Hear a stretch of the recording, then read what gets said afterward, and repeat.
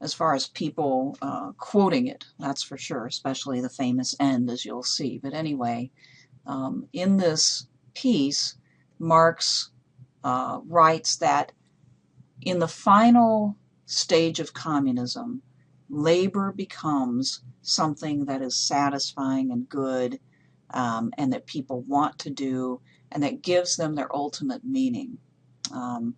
Hard for us to imagine, as I talked about labor last time. Most of us work to make money.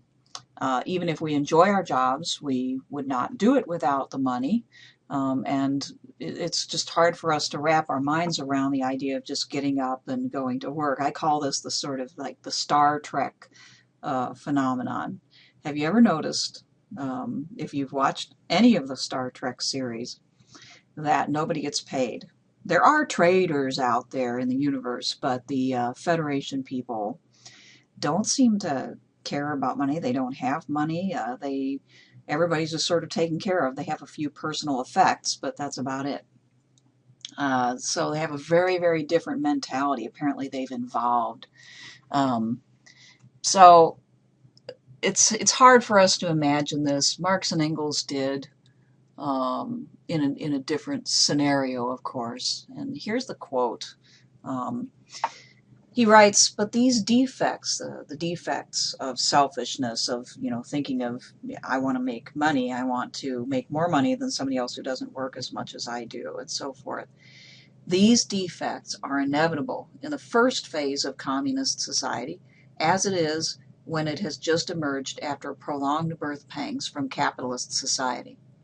Right can never be higher than the economic structure of society and its cultural development conditioned thereby. Okay, so right, and this term right he still uses in his description of the first phase of communism, because this rights mentality is still a part of the way people think.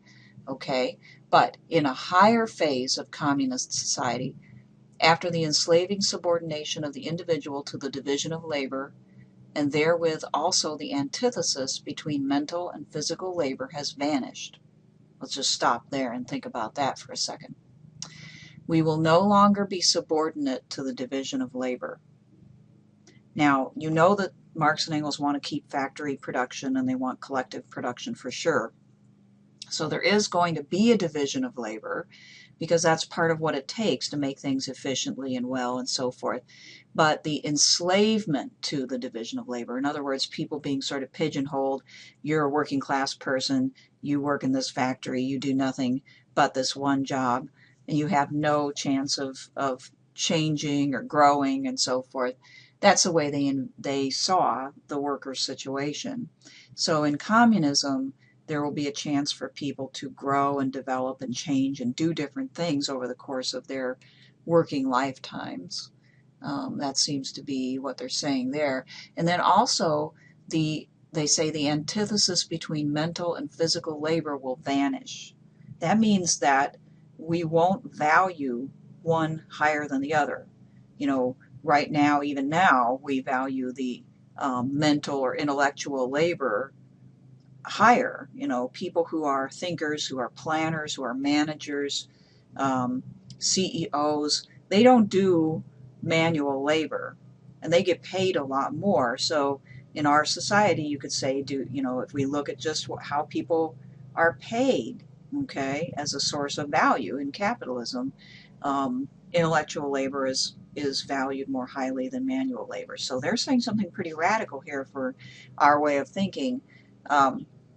That there will be no difference in esteem, the esteem that people give to these two different types of labor, because everybody's going to be contributing, and every contribution is going to be seen as equally valuable. So that's different, very different.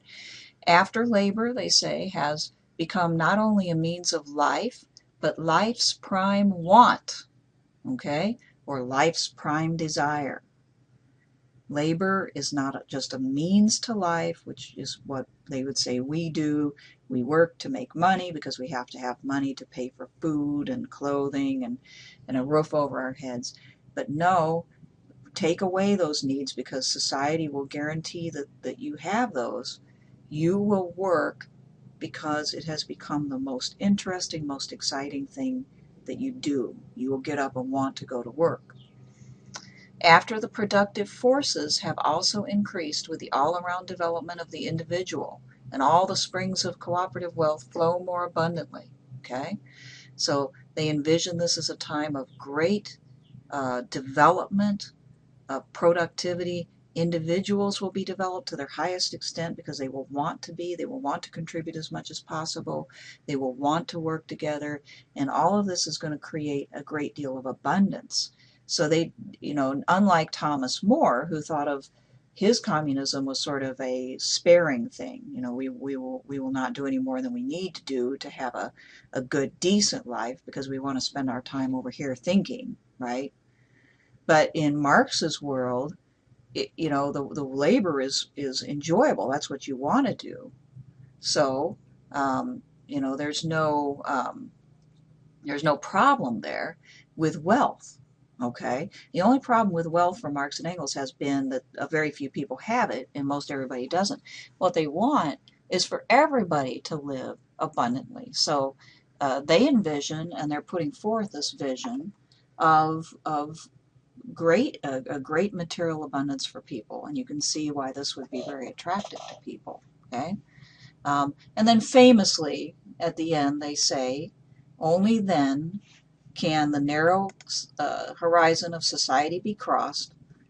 Can the narrow horizon of bourgeois right be crossed in its entirety, and society inscribe on its banners, from each according to his ability, to each according to his needs. Okay, now that's what we would think of as an ethical statement, really, because in our world that's kind of an ethical ideal, right?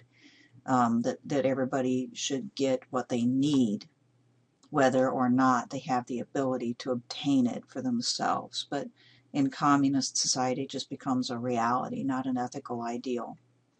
Sorry about that typo. I was trying to get rid of it, but I can't while I'm recording, apparently. Okay, so on to the next. Okay, now remember that Marx says we are alienated in capitalism in so many ways. We've covered all the different ways, but just to remind you, we're alienated from our own labor because we are used in the process like machines, and we don't get to choose what we do, we don't get to choose what we make, we don't get to choose how we make it even. We're alienated from each other as co-workers because we are competing with each other for scarce resources, our money, the salary that we get, or the pay, the wages that we get. And so we look upon each other as, basically competition. And we're alienated from ourselves as social creatures, not cultures. If you're watching the video, you'll know what I mean. As social creatures, because we're forced into this mentality of individualism. It's me versus everybody else, basically. And it's very difficult for us to feel our true social nature.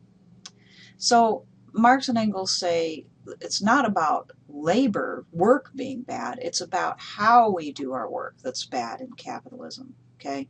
It's the way that it warps us. It takes something that ought to be really good for us because we're laboring creatures, and it turns it into an alienating, painful experience.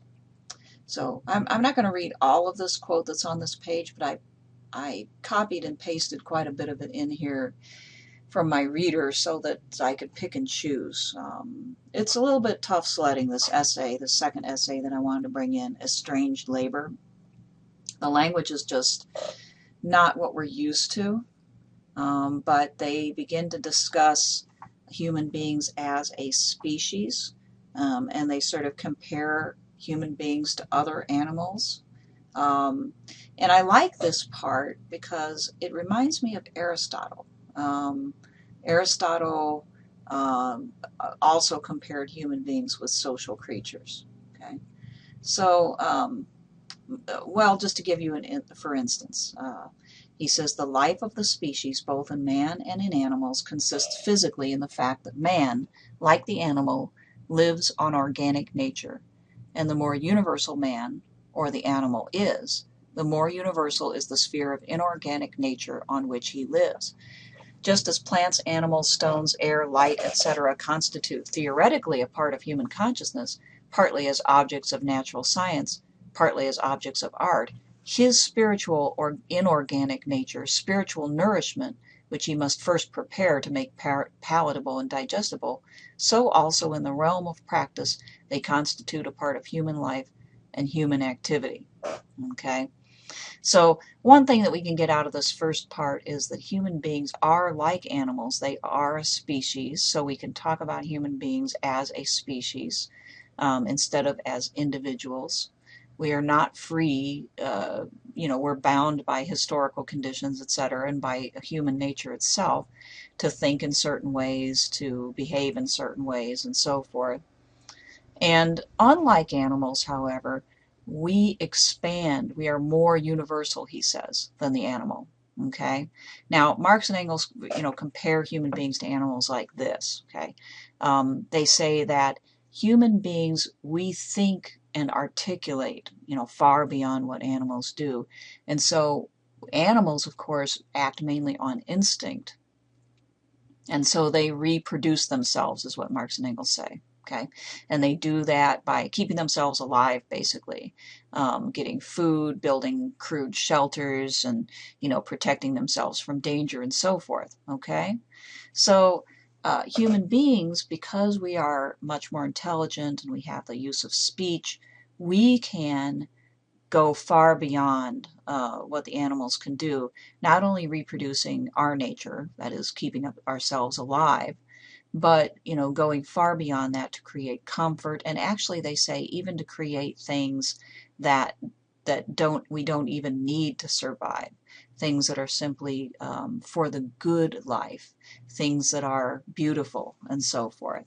Okay, so this talk here about our nature, he says the universality of man appears in practice precisely in the universality which makes all nature his inorganic body. Okay, we extend ourselves, in other words, through our labor to incorporate a lot of the rest of nature to our use. Okay, Marx and Engels are not people they're not the Gaia crowd, okay, who thinks that we need to bow to nature or treat nature with an incredible respect and not interfere with nature. And Marx and Engels thought that the strength of human beings was that we could use nature and manipulate nature and turn it into what we wanted and make our lives better as a result. So he says man lives on nature, okay, means that nature is his body, with which he must remain in continual exchange if he is not to die. That man's physical and spiritual life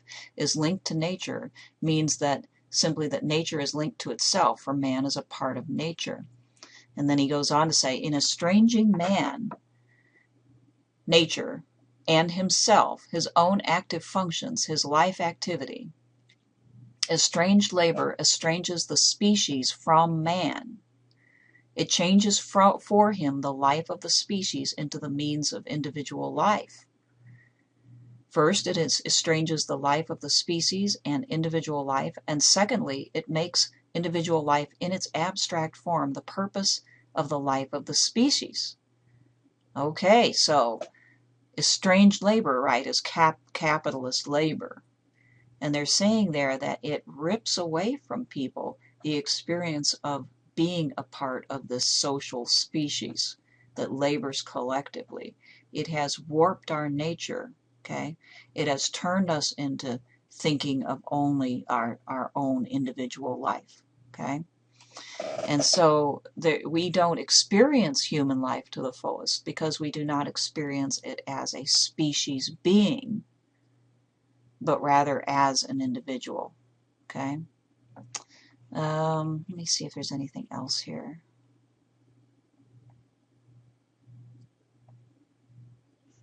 Well, here's the famous part where he compares us to the animals.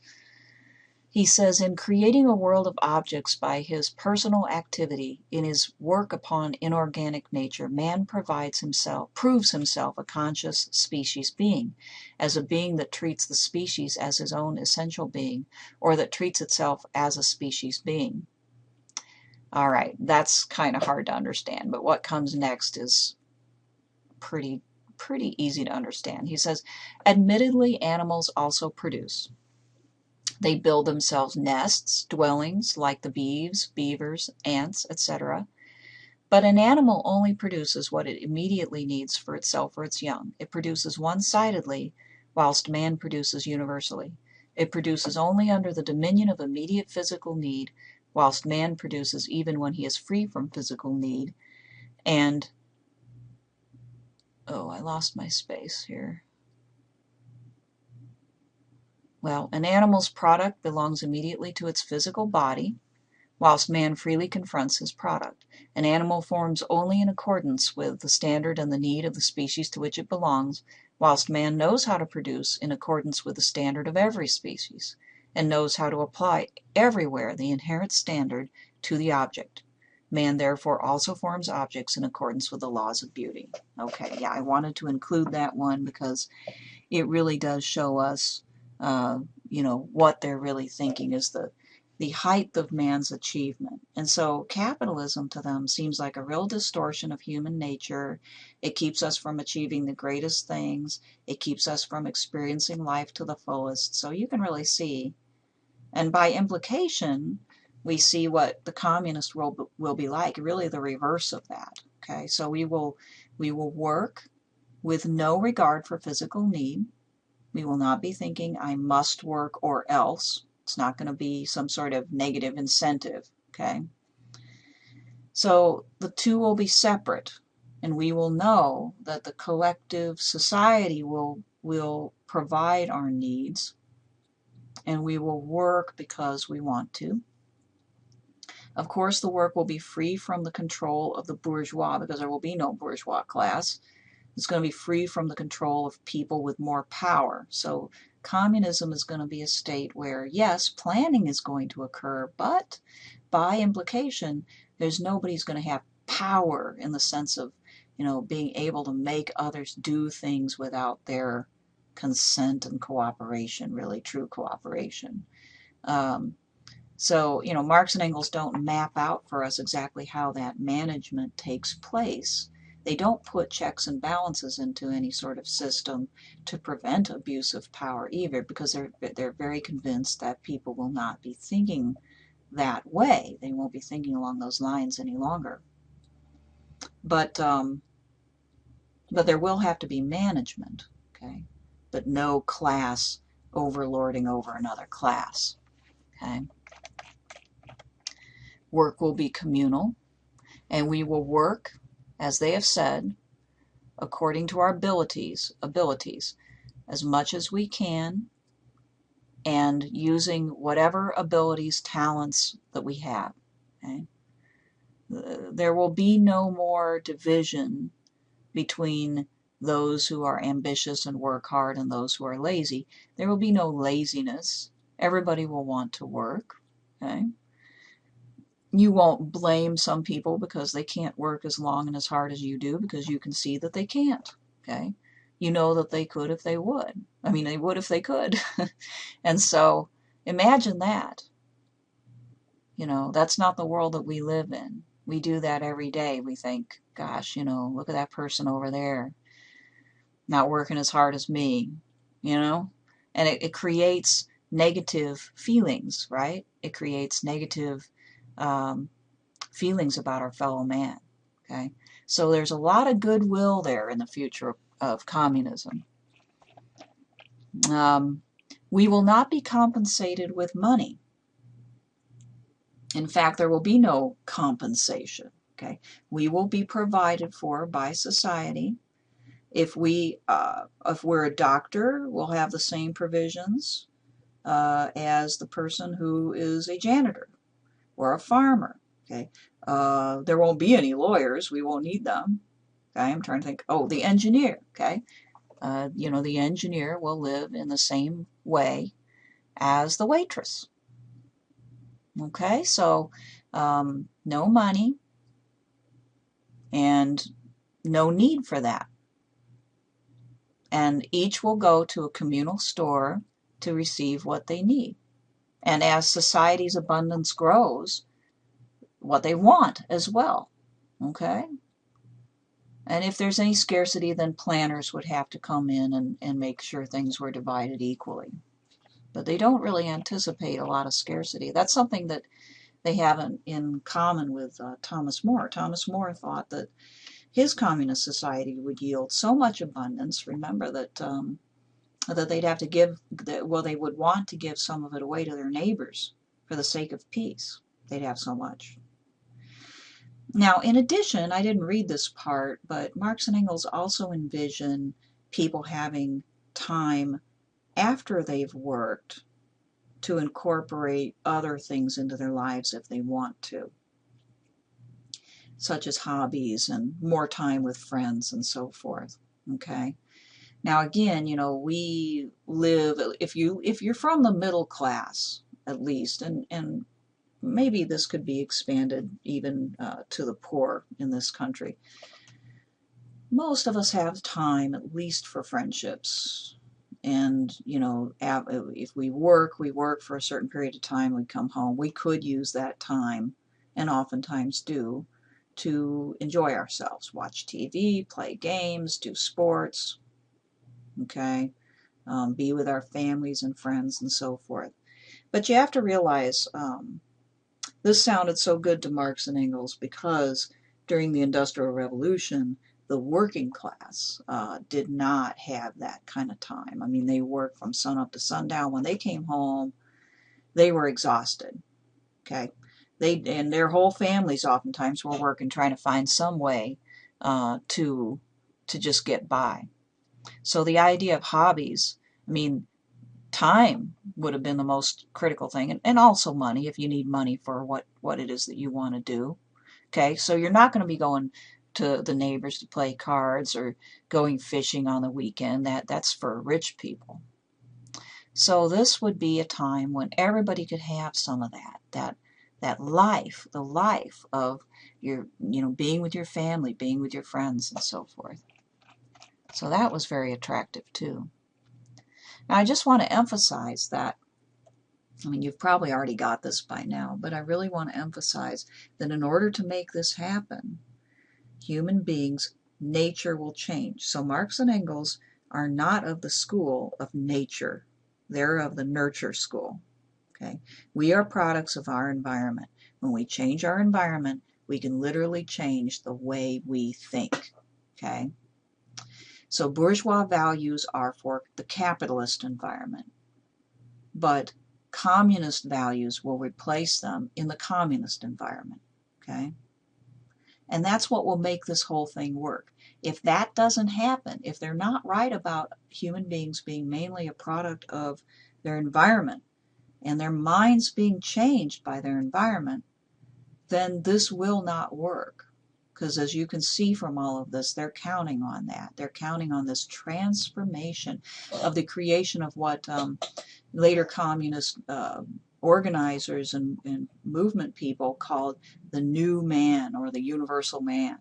Okay, and in communist art, later communist art, this new man was depicted in murals and statues as, you know, strong, healthy, optimistic, energetic, beautiful.